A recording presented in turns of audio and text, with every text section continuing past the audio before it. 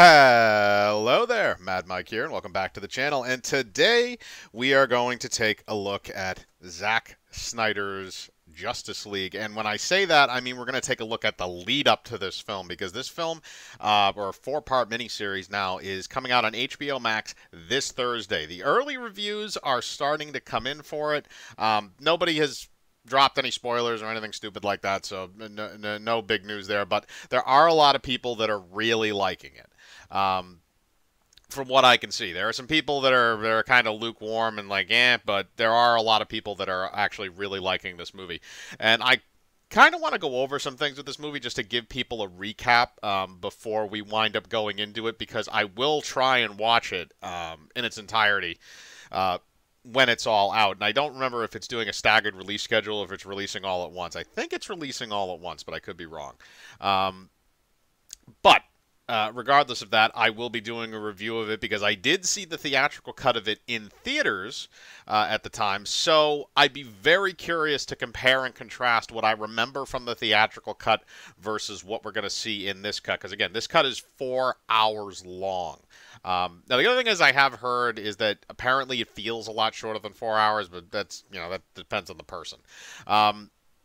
But going from the initial release of Justice League, which is in November of 2017, after that, what happened was they had the fallout. So that was when DC kind of canceled a lot of their projects and restructured them. That was when Justice League 2 was kind of taken off the table because the original Justice League did not make its money back. Warner Brothers lost a lot of money on that film. I think it only had like a $650 to $700 million box office run, which was not enough to cover its budget at the time, especially because of the extensive reshoots. So moving on from that, in the coming months, there were rumors of what was reported as the Snyder Cut. Now, at the time, Warner Brothers denied that this cut of the film ever existed. It was basically, they were saying that it was not finished. There was no Snyder Cut. It is a version of it without finished effects and so on and so forth. And basically, the public had an arguing match with Warner Brothers over the next 2 years, I think it might have been over 2 years, where they were adamant about seeing this alternate cut of the film because they felt betrayed by the version that was put on screen, especially a lot of hardcore DC fans and a lot of hardcore Zack Snyder fans, because I have seen a lot of Zack Snyder's movies, and Justice League did not feel like a Zack Snyder film. It felt like a Franken movie, as it should, because you had two very different people working on that film with two very different viewpoints in terms of how they approached that project. Joss Whedon, where it's borderline whether or not he was even committed to it. It seemed more like he was trolling the DC audience just to be an asshole. And Zack Snyder, who felt like he did have at least some passion that he wanted to put in the project. It didn't feel like this was a half-assed project. Now, the other thing that I will say, too, is that Warner Brothers seems to have a nasty habit of meddling with these big-budget films that are under their roof. We saw that with Batman v Superman, where I've seen both cuts of that film. I have seen the theatrical cut, and I have seen the ultimate cut, quote-unquote. Now, the ultimate cut, although it is not a perfect film, I think it is above average compared to the original theatrical cut. The original theatrical cut of that movie leaves out so much stuff that there's so many plot holes and stupid things in it that make absolutely no sense. But in the director's cut, or in the ultimate cut, it is different. It feels a lot more like they added the story elements back into it, and it feels more like it feels more like a complete narrative as opposed to just kind of a hodgepodge of different scenes that are kind of put together in a chronological order. Now, after we kind of got through all the stuff with the Snyder Cut people, eventually Zack Snyder started dropping hints that the Snyder Cut did exist. And we also got all the stuff from the people that were backing the movement. They raised a bunch of money for suicide prevention. They paid for a plane to fly over San Diego Comic-Con, I think in 2019 or 2018. Saying release the Snyder Cut, or trailing with a banner that said release the Snyder Cut.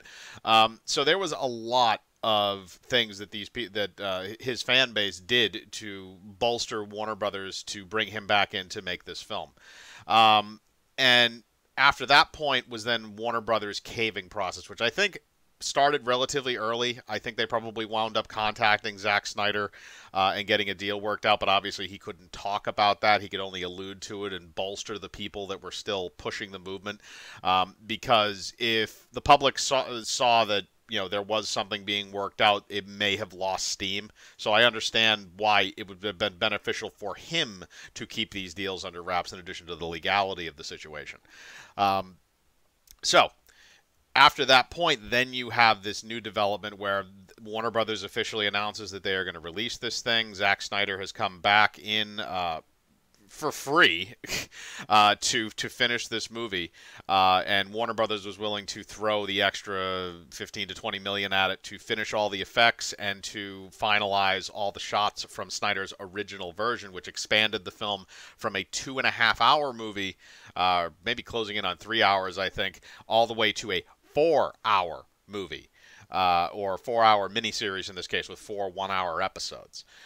So now we're at this point. Now, I've seen both of the trailers for it now. I shouldn't say that. I've seen the first trailer that they came out with, the Hallelujah trailer, the one with that song attached to it. And I've also seen the most recent trailer, the final trailer before the launch, which actually shows a lot of the aesthetic changes, especially with stuff on Apocalypse. We get more scenes.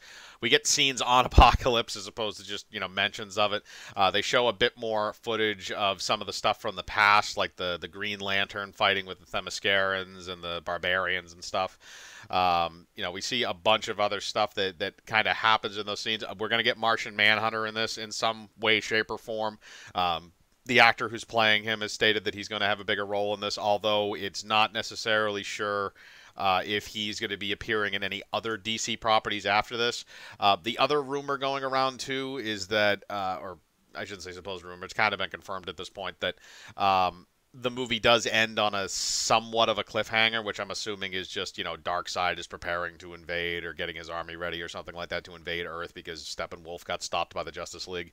I'm assuming that's what the cliffhanger is going to be, since Darkseid is not the main villain of the Justice League film. But going over all that and now going into this, everything that I've seen on this makes me think that I'm probably going to like this a million times better than I like that theatrical cut. And I hope that they take away the crappy stuff with Batman, the stupid humor that makes no sense. I hope that they take away all of that really bad humor that was in it. I'm okay with good humor. I'm okay with relatively good humor in a film. When you have a lot of moving parts that are on screen, it is hard to balance those things out.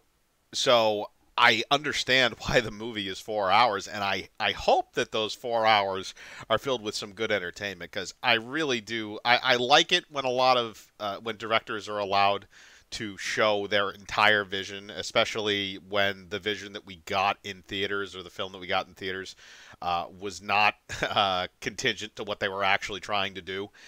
We've seen it time and time again with a lot of big-time directors. We saw it with Ridley Scott's Kingdom of Heaven, where that movie was cut to shit.